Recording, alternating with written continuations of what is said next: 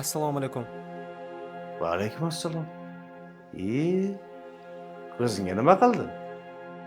Urushdim. Kim bilan? O'rtog'im bilan Nimaga? haqorat qildi. Nima dedi? Lafsiz dedi. Lafsiz dedi? Nimaga lafsiz deydi? Nima qilding? Dada, balkim ko'zimga dori qilarmiz. Nima bo'lganini keyin gaplasharmiz. Hozir gaplashamiz. Nima qilib lafsizlik qilding?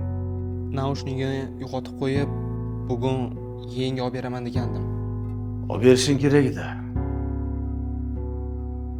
Hatto ko'zi ko'rmasa ham erkak bo'lishi mumkin. Lekin lafsiz erkak bo'lmaydi.